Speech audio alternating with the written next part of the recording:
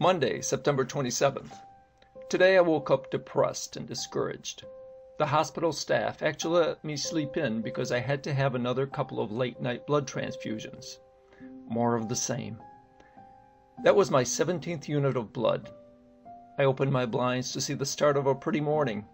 But what of it? My computer was not responding, so I had to wait for the endless reboot process.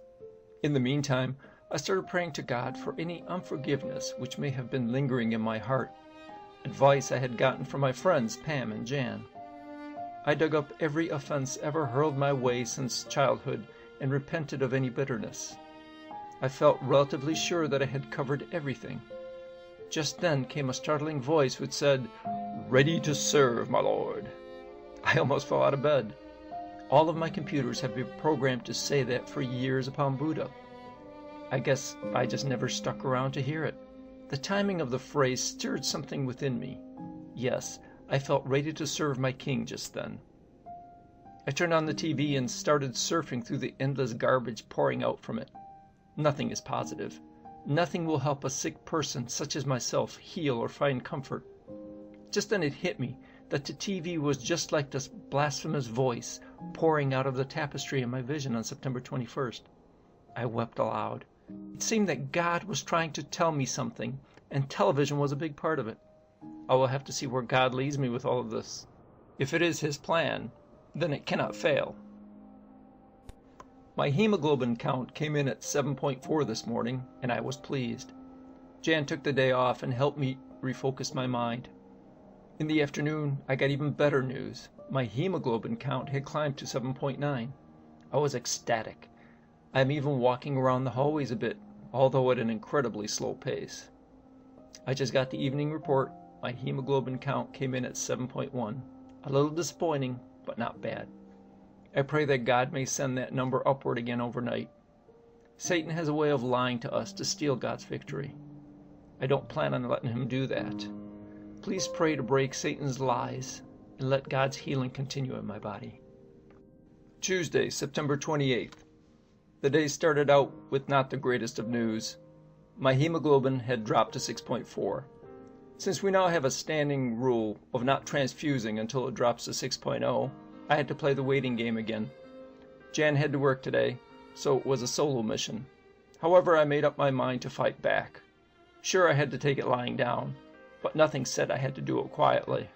After all, I could sense angels all over this room and the power of the Most High God surging through my body all day.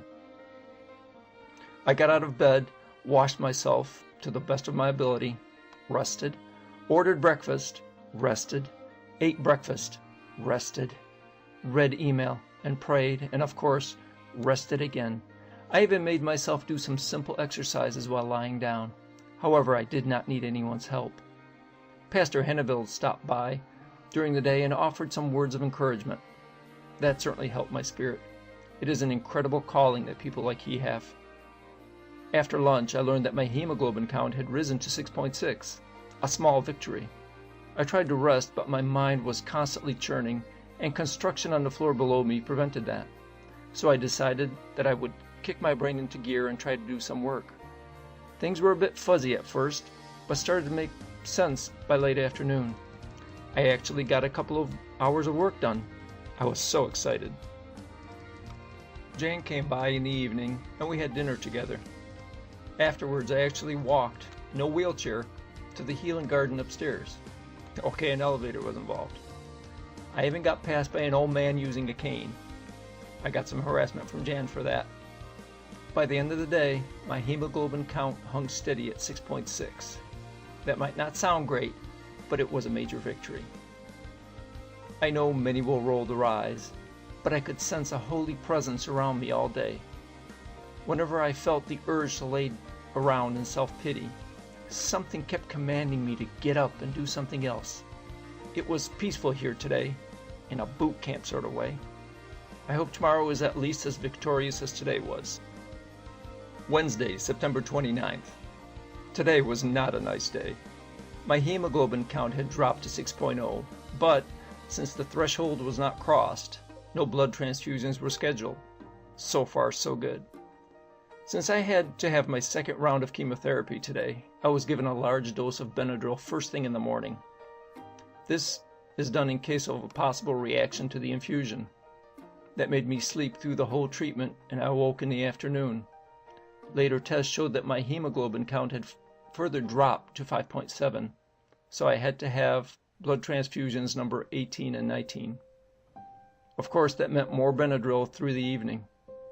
I tried to get some work done in the afternoon, but the clouds in my head wouldn't let me make much progress. Tomorrow will be a better day. I plan on stabilizing and being home on Saturday to watch college football from the comfort of my easy chair. It is good to have goals. Sorry I didn't have anything profound to say today. Maybe when the fog lifts, I can see the sunshine again. In the meantime, thank you for the emails, texts, calls, etc. They are my lifeline. Please keep the prayers coming. They are my only ticket home, and I am already packing my things.